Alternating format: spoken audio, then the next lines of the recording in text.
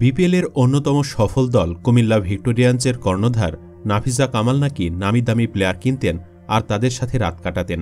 অভিযোগ আছে একাধিক ক্রিকেটারের সাথে প্রেমের সম্পর্ক ছিল তার। নিত্যনতুন পুরুষের সাথে রুম শেয়ার করাটাও নিজের অভ্যাসে পরিণত করেন নাফিসা। এজন্য তিনি কখনোই বিয়েই করেননি। সর্বশেষ তাকে সাকিব আল হাসানের সাথে একান্ত সময় কাটাতে দেখা যায়, এমনটি দাবি করেছে জিটিভি। শুধু চরিত্রের দিক দিয়ে নাফিসা লম্পট ছিল না, বাবা মোস্তফা কামাল আর তার সঙ্গীদের নিয়ে 16,000 কোটি টাকা মেরে দিয়েছে এই দুশ্চরিত্রা নারী। সব মিলে কোন কোন ক্রিকেটারের সাথে রাত কাটিয়েছে নাফিসা, কোথায় কিভাবে কত টাকা দুর্নীতি করেছে সে, চলুন নাফিসা কামালের সমস্ত দুর্নীতি সম্পর্কে জেনে নেওয়া যাক। নাফিসা কামাল একাধারে ছিলেন একজন কামুক দুশ্চরিত্রা আর দুর্নীতিবাজ নারী। বাবার লাইফে দুর্নীতির সমস্ত অধ্যায়ে অবাধ বিচরণ করেছেন তিনি। সারাদিন দুর্নীতি আর রাতে পরপুরুষের সাথে রাত্রি যাপন, এটিই ছিল নাফিসা কামালের ডেইলি রুটিন। সাবেক অর্থমন্ত্রী আ.হ.ম মোস্তফা কামালের মেয়ে নাফিসা কামালের সঙ্গে সিন্ডিকেট করে স্মার্ট টেকনোলজি সহ বেশ কয়েকটি প্রতিষ্ঠান বীমা উন্নয়ন প্রকল্পের ৬৭ মিলিয়ন ডলারের বেশি অর্থ বাংলাদেশি মুদ্রায় প্রায় ৮০০ কোটি টাকা হাতিয়ে নিয়ে পাচার করেছে। বিগত আওয়ামী লীগ সরকারের আমলে বীমা উন্নয়ন ও নিয়ন্ত্রণ কর্তৃপক্ষ আইডিআরএ প্রযুক্তিগত উন্নয়নের প্রায় ১০টি প্রকল্প হাতে নিয়েছিল সরকার। এসব প্রকল্প বাস্তবায়নের কাজ পেয়েছিল নাফিসা কামালের এনকে সফট, স্মার্ট টেকনোলজি, চীনের Sinosoft, CNS, ESL, Shamim Ahsani generation. Nafisa কামালের সঙ্গে স্মার্ট টেকনোলজির সম্পর্কের কারণে এসব প্রকল্পের বিষয়ে পদক্ষেপ নিতে পারেনি পরিকল্পনা মন্ত্রণালয়ের বাস্তবায়ন পরিবীক্ষণ ও মূল্যায়ন বিভাগ আইএমইডি। অর্থমন্ত্রীর মেয়ের সিন্ডিকেটের বিরুদ্ধে তখন মুখ খোলার সাহস পাননি প্রকল্প পরিচালক মোহাম্মদ কামরুজ্জামান। তিনিও কাজ করেছেন সিন্ডিকেটের সদস্য হিসেবে। প্রকল্পের নথি থেকে পাওয়া তথ্যমতে যেসব প্রতিষ্ঠান বীমা উন্নয়ন প্রকল্পের কাজ পেয়েছে সবগুলোতে অর্থমন্ত্রী মেয়ের মালিকানা রয়েছে। ফলে বাস্তবায়নকারী প্রতিষ্ঠানগুলো খুব সহজে বীমা উন্নয়ন ও নিয়ন্ত্রণ কর্তৃপক্ষের প্রকল্পগুলোর অনুমোদন পেয়েছে।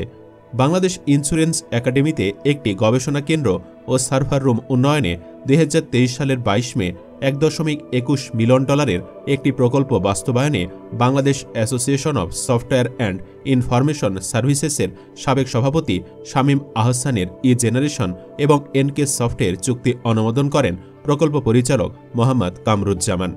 ডলারের পাশাপাশি ১,৭৭ লাখ টাকাও বরাদ্দ দেওয়া হয়। মিলিয়ন ডলারের গবেষণা কেন্দ্রের খোঁজে মহাখালীতে ইন্স্যুরেন্স একাডেমিতে গিয়ে কিছুই খুঁজে পাওয়া যায়নি। ২০২২ সালে ৩০ March IT and supporting network infrastructure system server ও স্টোরেজ সরবরাহের জন্য দ্বিতীয় সর্বনিম্ন দরদাতা হলেও ১০.৩ মিলিয়ন ডলারের কাজ দেওয়া হয় স্মার্ট টেকনোলজিকে। আওয়ামী লীগের প্রশ্রয়ে গড়ে ওঠা স্মার্ট টেকনোলজিকে প্রকল্প বাস্তবায়নের জন্য অতিরিক্ত আরও ২,৬৩ লাখ টাকা বরাদ্দ দেন কামরুজ্জামান। ২০২৩ সালের ফেব্রুয়ারিতে বীমা উন্নয়ন ও নিয়ন্ত্রণ কর্তৃপক্ষ, সাধারণ বীমা কর্পোরেশন এবং জীবন বীমা কর্পোরেশনের আইটি সাপোর্টিং পাওয়ার ইনফ্রাস্ট্রাকচারের নামে ৯.৬৮ মিলিয়ন ডলারের আরও একটি প্রকল্প বাস্তবায়নের কাজ দেওয়া হয় স্মার্ট টেকনোলজিকে।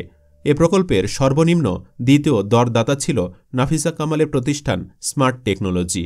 জানা গেছে এই প্রকল্পের ২০% কাজও করেনি, অথচ বরাদ্দের পুরো অর্থ তুলে নিয়েছে নাফিসা।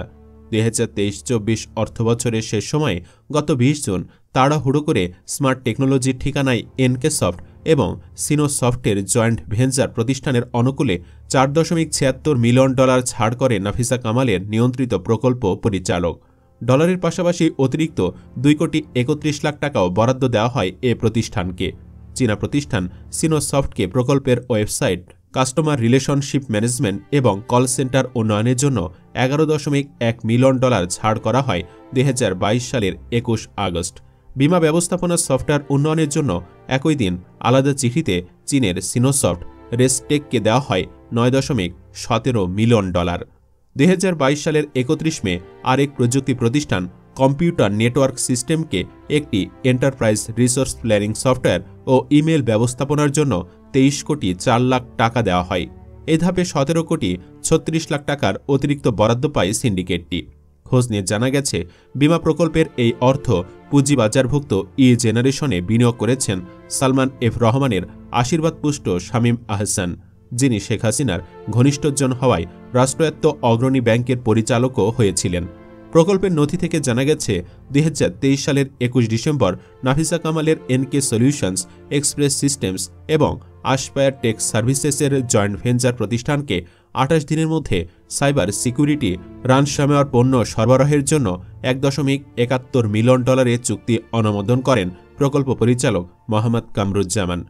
প্রকল্পের এ ধাপে ডলারের পাশাপাশি বাংলাদেশি টাকায় 58,61,000 টাকা আলাদাভাবে বরাদ্দ পায় নাফিসা কামালের সিন্ডিকেট। কাগজপত্রের সংখ্যাটা কম পাওয়া গেলেও অনুসন্ধান বলছে এ প্রকল্প থেকে 800 কোটি টাকা হাতিয়ে নিয়েছে নাফিসা কামালের এনকে সফট। দুর্নীতি দমন কমিশন সূত্রে জানা যায়, লোটাস কামাল এবং তার পরিবারের সদস্যরা একটি বৃহৎ পাচার চক্রের নেতৃত্ব দিয়েছেন। এ চক্রটি মালয়েশিয়ায় কর্মী পাঠানোর নামে সরকার নির্ধারিত অতিরিক্ত ফি হিসাবে প্রায় 20,000 কোটি টাকা হাতিয়ে নিয়েছে।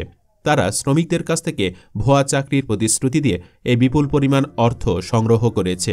প্রায় 4 বছর বন্ধ থাকার পর 2022 সালের জুলাইয়ে যখন মালয়েশিয়ার শ্রম বাজার খোলে, সে সুযোগে অর্থমন্ত্রী কামাল ও তার পরিবার এজেন্সি খোলে অরবিটালস এন্টারপ্রাইজ নামে, যে এজেন্সির মাধ্যমে প্রায় 12,000 শ্রমিক পাঠানো হয়েছে। মালয়েশিয়ার শ্রমিক পাঠাতে সরকার নির্ধারিত জনপ্রতি ব্যয় 79,000 টাকা, অথচ নাফিসার সিন্ডিকেটটি নিয়েছে কর্মী প্রতি 5,44,000 টাকা। এখানে কয়েক হাজার কোটি টাকা মেরেছে নাফিসা কামাল। অন্যদিকে অনেক শ্রমিক মালয়েশিয়ায় গিয়ে নানা জটিলতায় কাজ পাননি, কিংবা কেউ কেউ ঋণ করে গিয়ে খালি হাতে ফিরে এসেছেন।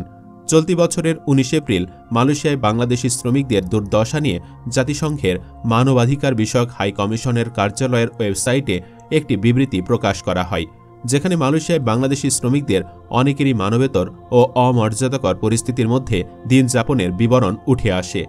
সব মিলে আওয়ামী লীগের সাবেক অর্থমন্ত্রী মুস্তফা কামাল ও তার মেয়ে নাফিসা কামাল দেশের অর্থনীতির 12টা বাজিয়ে নিজেদের আখের গুছিয়েছেন। এভাবে দুর্নীতি করে বাপ মেয়ে ও তাদের পরিবারের সদস্যরা প্রায় 25,000 কোটি টাকা পাচার করে দুবাইয়ে বিশাল সাম্রাজ্য গড়েছেন। দুবাই আবাসন খাত থেকে শুরু করে বিভিন্ন খাতে নামে বেনামে বিপুল অর্থ সম্পদ রয়েছে। শেয়ারবাজার কারসাজিতে বিতর্কিত ব্যবসায়ী থেকে মন্ত্রী বনে যাওয়া লোটাস কামাল ও নাফিসা কামাল ও তাদের পরিবারের সদস্যদের।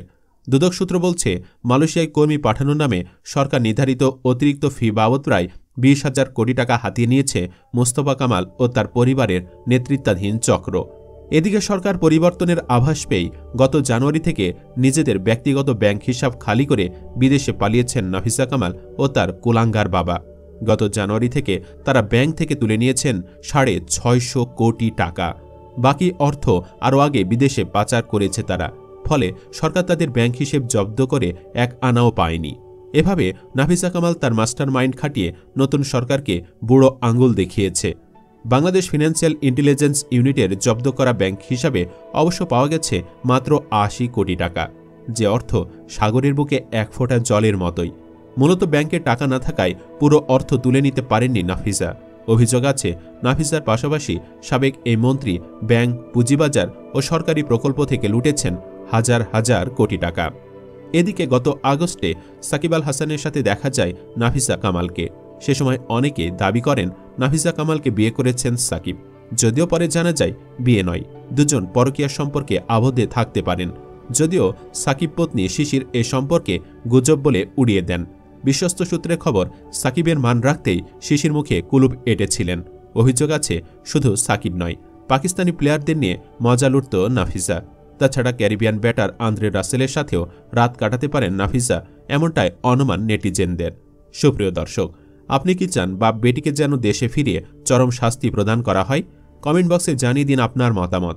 ভিডিও ভালো লাগলে লাইক দিন এবং শেয়ার করুন। চ্যানেলটি এখনও সাবস্ক্রাইব করে না থাকলে সাবস্ক্রাইব করুন। ধন্যবাদ।